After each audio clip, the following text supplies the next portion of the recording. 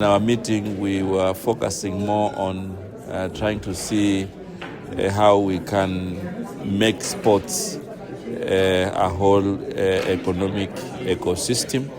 We're also discussing to see how we can strengthen our collaboration amongst the Commonwealth countries, as well as looking at issues of inclusion, issues of gender equity, and issues of making sure that we provide an opportunity for sports development to also link with the public health. And therefore, we had a long discussion.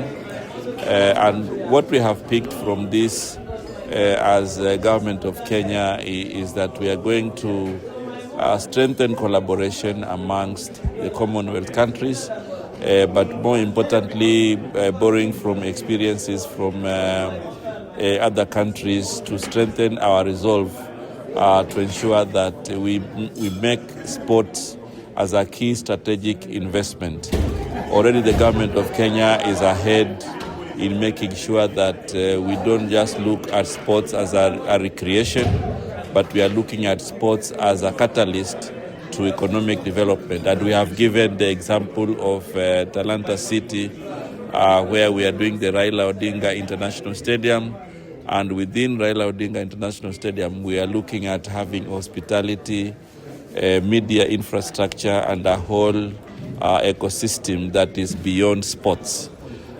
We also affirmed our commitment on the issue of gender equity, and already within our policy and legal action, we have a lot of inclusion in terms of women leadership in sports administration, but more importantly also looking at how we can inspire talents across the board. And we have also reaffirmed our commitment to making sure that we inspire the disabled so that they can also realize their potential. And already we have shared our success in the Deaf Olympics, Paralympics, and how we've been able to be inclusive, not just for the disabled, but also working around strengthening women empowerment and inspiring also their talents. And I gave the example of how we have been able to marshal our teams who are going for the AFCON and WAFCON. And therefore this meeting has also been very useful because we have reaffirmed our commitment to ensure that next time, especially in 2034, Africa can get an opportunity to host the Commonwealth Games. So this has been a very useful meeting because again we are looking at how we can augment technology in sports. And therefore there will be a lot of reimagination on how we can put more investment in sports so that sports then can be a catalyst to other spheres of economic development. Yeah, the meeting also commended and lauded the Pamoja AFCON initiative, where Kenya, Uganda and Tanzania are going to host AFCON.